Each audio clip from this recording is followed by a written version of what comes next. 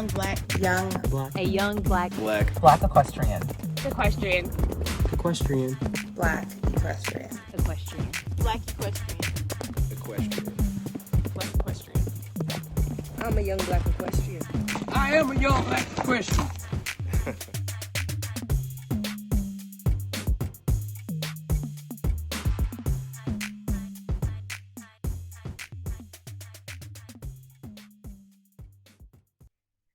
Hello, everybody, and welcome to another episode of Young Black Equestrians with your hosts, Aubriana Johnson And Caitlin Gooch.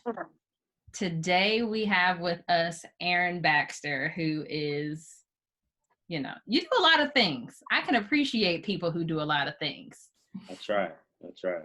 So today, we are going to hear all about that. So briefly, if you would just tell us about yourself, kind of where you're from and what you do.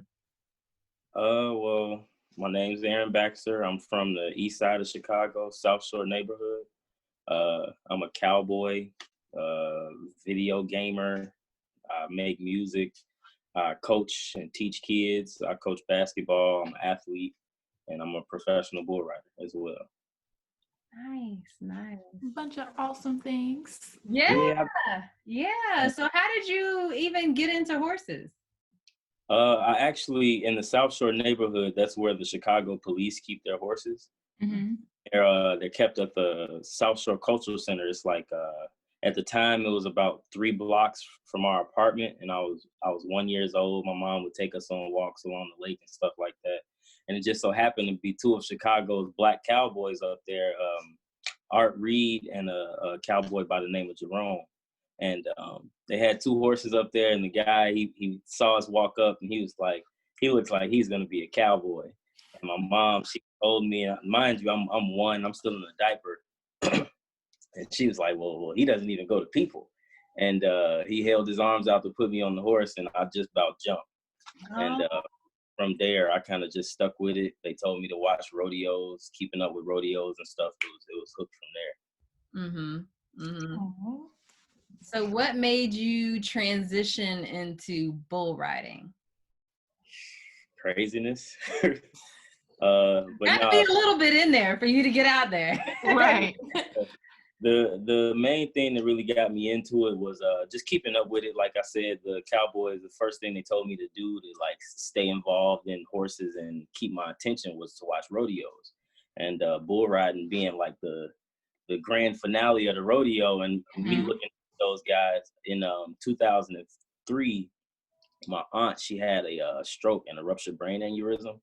And the surgery left her with short-term memory loss. And I was in 3rd grade, but I spent a lot of time at home, making sure my auntie was doing okay.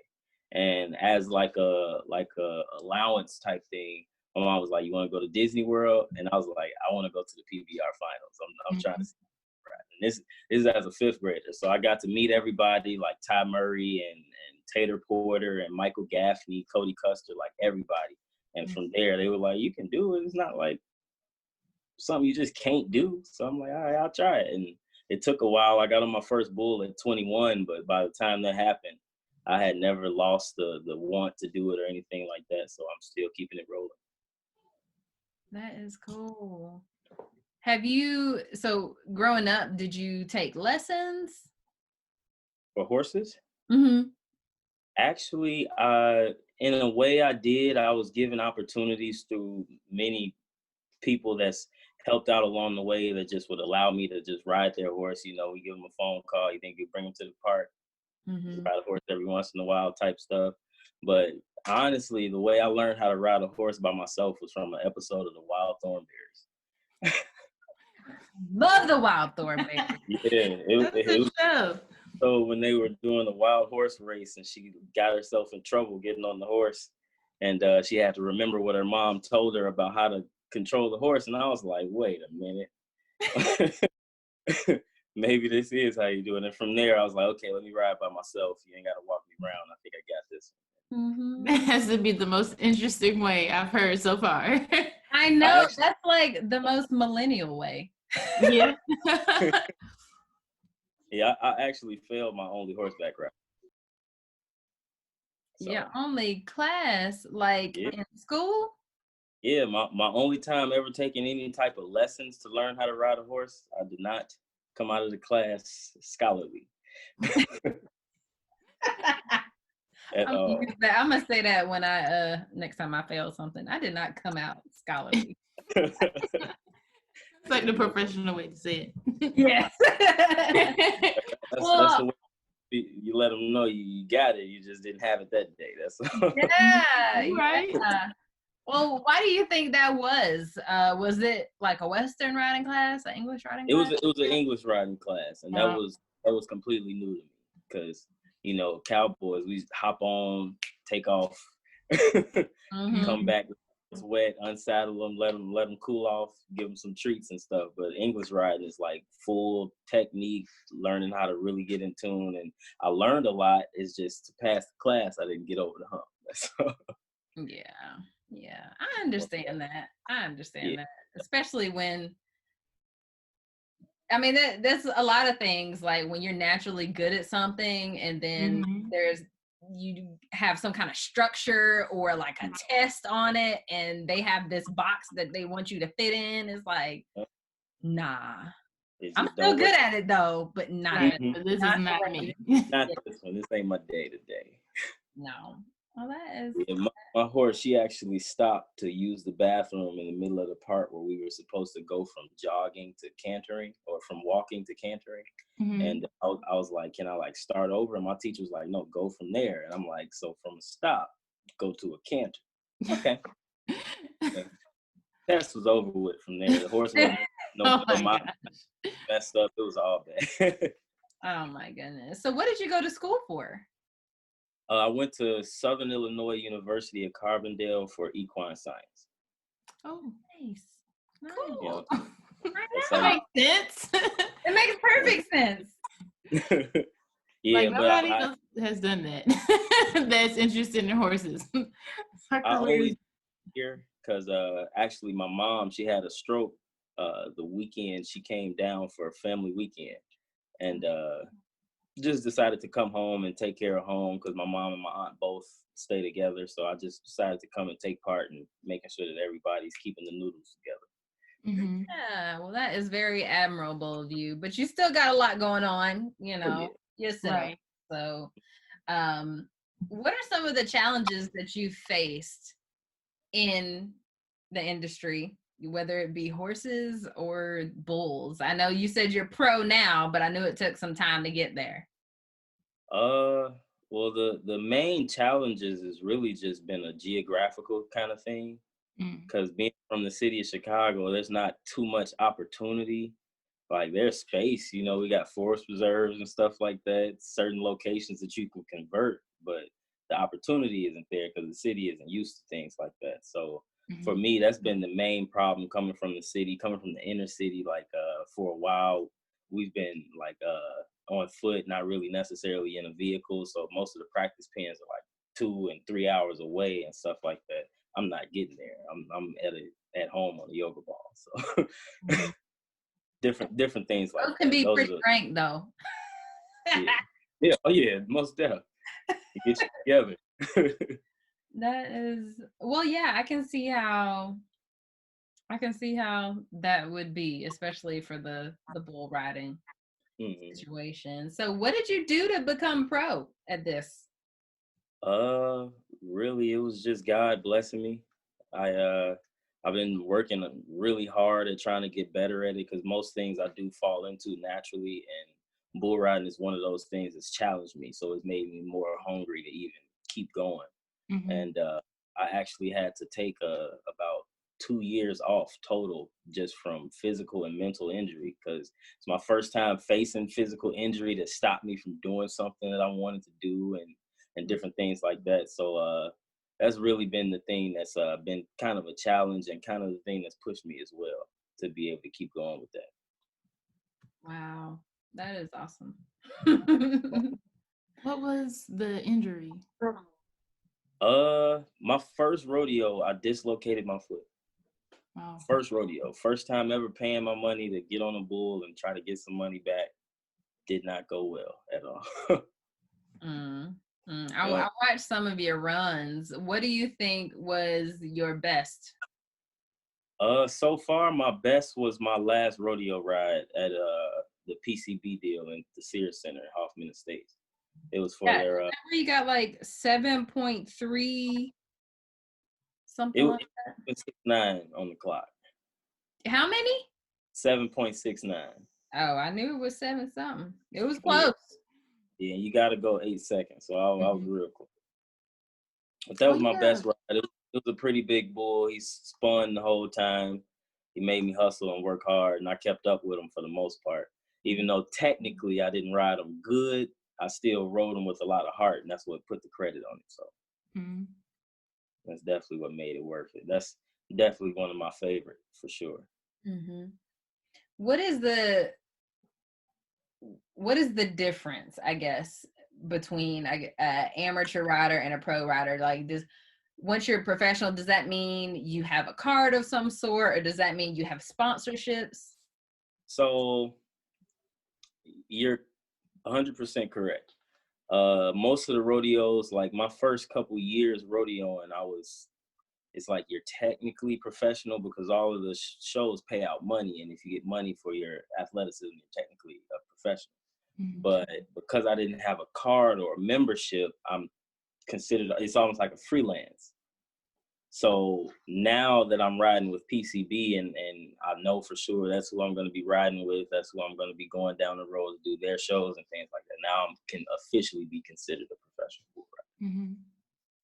rider. But the sponsorships and getting the membership, that does come into play when you do turn the phrase of being a professional. Okay. Okay, cool. Most Speaking of things you do naturally, tell us a little bit about your music. Well, the music really just started from me like kind of writing spoken word, paying attention in high school a little bit. And it's always been something that's been involved in my life. Like I used to tap dance. Not many people know that. I've always, like I used to sing in the choir, different things like that. So just hanging around my friends, let a beat come on, we start rapping and stuff like that. I just noticed, I might be all right. Might be kind of. So I just started working on my craft.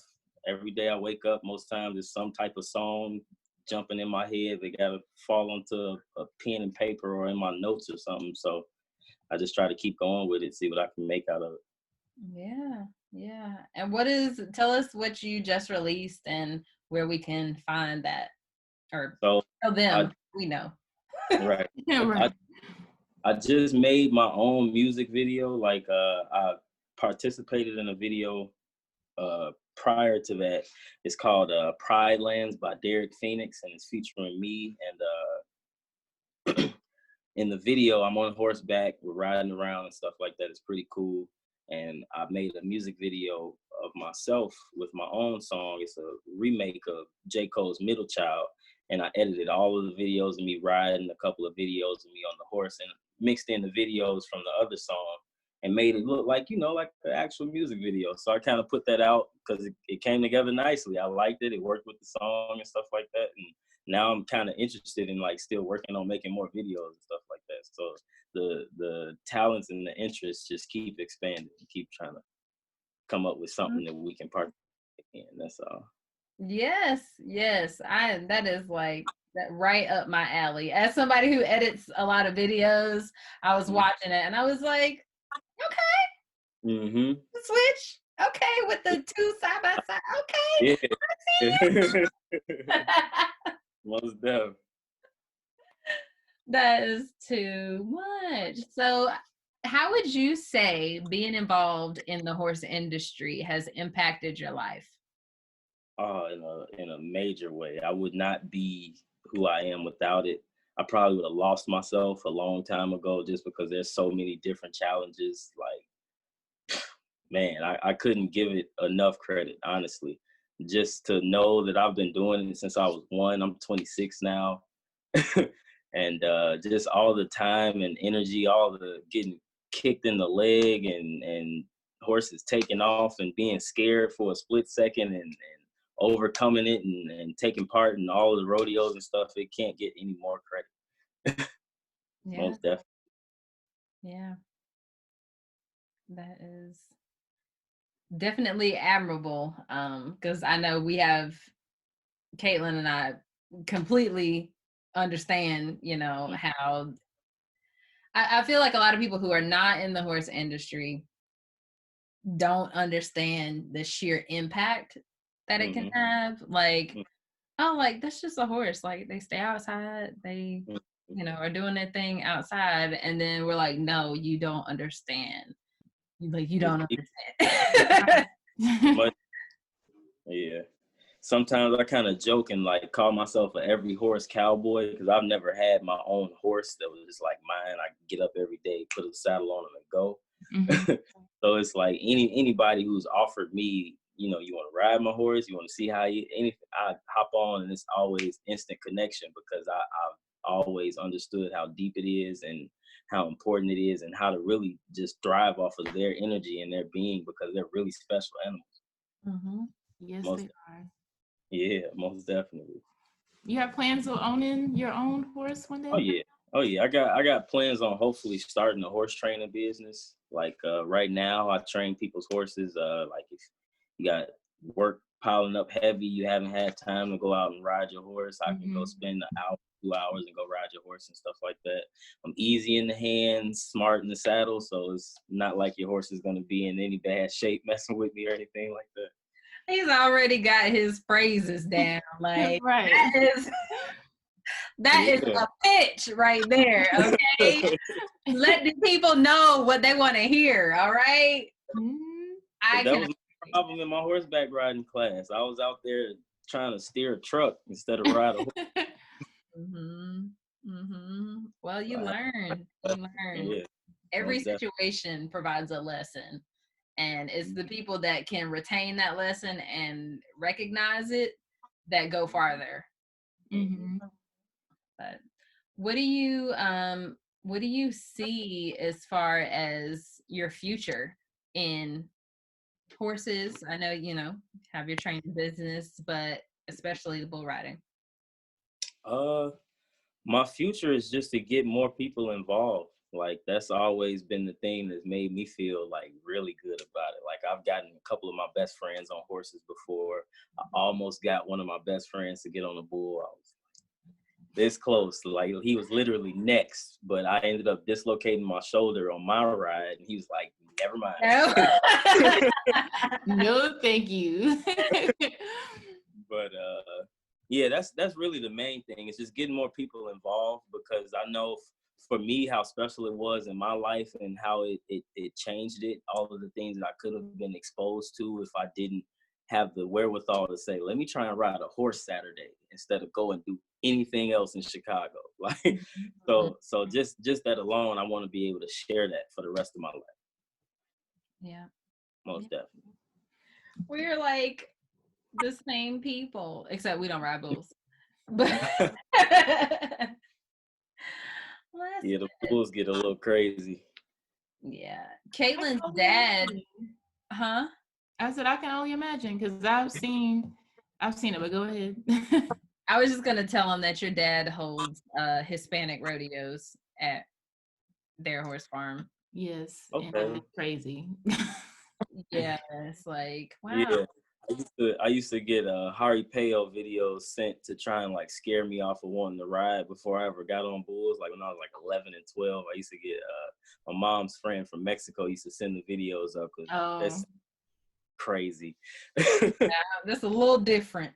It's really crazy, and it's so just the bull business in general, because they would come like days before and bring the bulls in these long trailers, and where we are, they have to leave the bulls in the arena or whatever. But I'm like, wow, like look at all these bulls, and just to see them go from just chilling to just bucking and going after the riders, the next day at the event.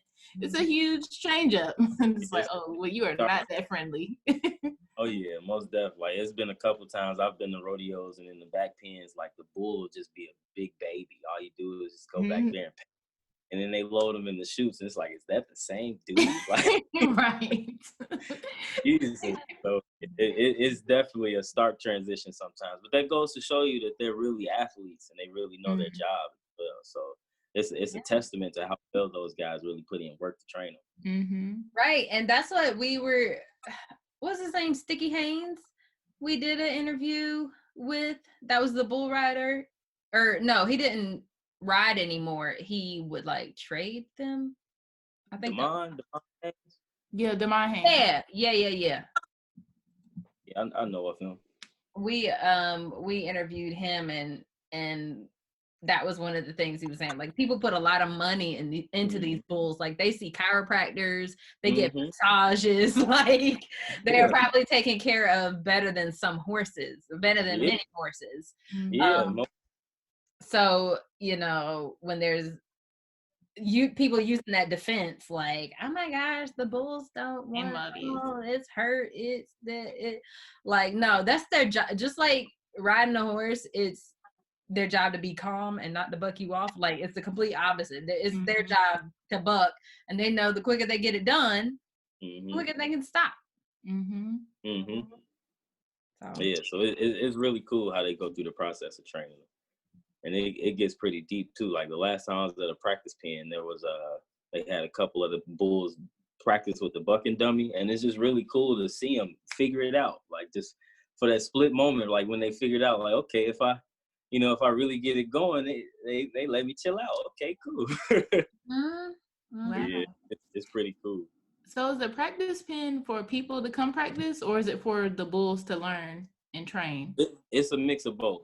It's a mix of both. Like, sometimes they have practice pens where it's like they know they got bulls and not many people gonna ride, but the bulls need to work out. So brave enough, come on.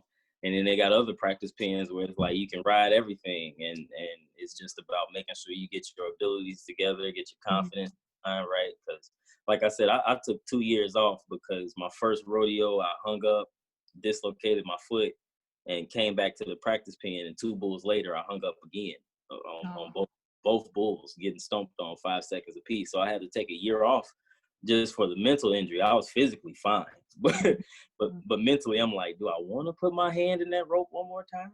So hung up means that your hand got stuck in the rope? Yeah. You come off the bull, your hand's still stuck in there. Now the bull's jumping around, and you're not on them, but you're on them, though. You're stuck to them. And it can get rough from there. Like, they take a big jump that you can't keep up with, and you end up underneath them. It can get scary. Yeah. How'd you get your hand out? Him stepping on me. Oh. Yeah, he stepped, and the pressure just pulled the hand out just from him stepping on me. I mean, hey, it's luck of the draw. It is what it is. Yeah. That's one of the lessons it taught me, was to accept my decisions, accept my actions, because it ain't no turning back, and it helps you to live your life to the fullest, really. Well, that's cool. I like that. You got to take a lesson in it some way, because if not, it's just a beating. Your perspective on life is probably different from the average person. I know. I'm like, I could just see you just like, I want you to create a lot more music, because I can just see listening to it and just feeling motivated. I appreciate it. Yes.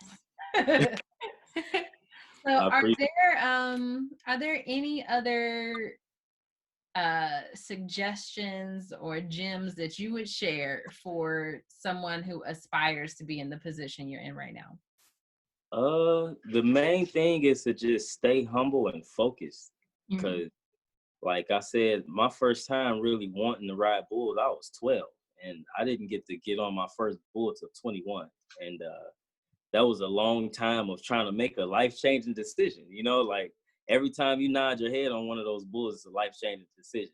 And to hold on to that and to have to be firm on that, that's the main thing that I took with me as a lesson, was to just remain humble and to stay focused, because there were opportunities that could have come to me during that wait that I didn't get. And if I had not of taken them as a grain of sand, I wouldn't be in the positions that I'm in now, because some of those same people that closed that door are now arms wide open because they see me for what I'm putting out. Mm-hmm. So it's all about just remaining humble, remaining just firm in what matters to you. And whatever anybody else got going on is not going to affect you if you don't let it. So just keep on rolling. Yes. Thank you. That's very good. That is very good. Caitlin, do you have any questions for him? I do. So in where you live at, let me think how to word this. Like how where we are, we kind of get kids involved with horses. Do you have opportunities like that to get kids involved with horses So at all?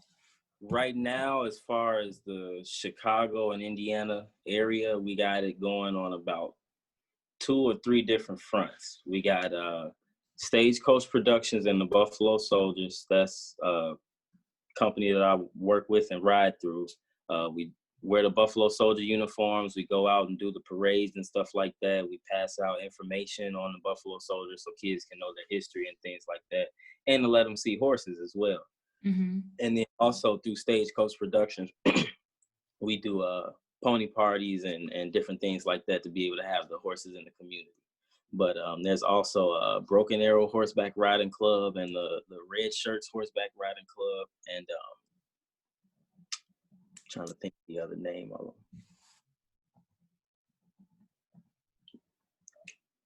Can't think of their name. I think it's the Renegades. It's something like that, but they all do their part in making sure that the kids get the opportunity, because the opportunity is there the same way that I got hooked. All you got to do is see them. Like the last Saturday in every July, Broken Arrow does what we call the High Noon Ride, where we ride the horses from Washington Park to 31st Street Beach along the lakefront. So anybody on Lakeshore Drive gets to see. Like back in my day when I was a kid, it was like 200 horses. It was incredible. but now it's like 30 of us. We kind of still try to keep it rolling and stuff like that. But just to have the opportunity to just be a kid in your car and look and be like, wow, it's like 40 horses on Lakeshore Drive. Like how is this happening? So that's definitely one of the things that we participate in and keep rolling and try to keep opportunities going. But right now, with the way Chicago is kind of moving and trying to get more institutions in, like the Obama Museum and changing up golf courses and stuff like that, we're trying to get some footing to be able to really do something serious and have something solidified to keep horses in the city, because it's always been a part of Chicago's history. Mm-hmm. Yeah. Well, good luck with that. I mean, it sounds like it's something that you guys are already, pretty set on, and you got one foot for it already. So I'm very excited to see where that goes. Oh yeah, most definitely. Because if we can get something going and actually get some kids involved on a larger scale, people can really find out what Chicago is made of. Because most kids are like insanely special. Like it's crazy. Like just from me coaching, I've ended up seeing so many kids, like they surpassed me already, and I'm just like, hey, y'all think I'm halfway famous? Like, wait until y'all finish doing y'all work. Like, yeah, pretty cool. These positive vibes are awesome. Like this energy is everything. Yes. Yes. Well, I appreciate you taking the time out of your day to talk to us, because this is amazing. We're in our second round of interviews for season 3, and it's like initially we were like, okay, hey, anybody want to be interviewed? Anybody want to? But now we have like so many interviews lined up, and we just started today, so it's amazing to see the sheer variety of people. Like Black people themselves are diverse. And when you get into the horse industry, you're like, okay, how many of us are there? There's a lot. There's a lot. And we all do different things. And that's what Young Black Equestrians is about, just highlighting those things, because people don't know. Mm-hmm. People don't know. Yeah, I try to tell folks all the time. Like most times I hear like, "Man, you the only black cowboy I know, or you the first black cowboy I ever heard of." And I'm like, y'all don't know the whole generation of people I came up under. Like just in the city, that's a small percentage of black horsemanship and being black farmers and cowboys. That's a very small percentage, and I know a lot just off of Chicago alone.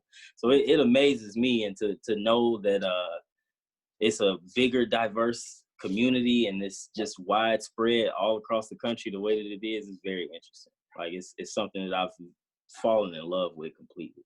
Mm-hmm. That's one thing I've always appreciated about like the Western life and the rodeo life, is because so far the way it seems, everything is recorded history. No matter whether it's in the rodeo arena or outside of the arena, it's all recorded history. It's all something that means something to everybody involved in it. And that's what makes us all a family, and that's what keeps us all together, no matter what walk of life we come from. Yep. Doesn't matter the discipline. Yeah.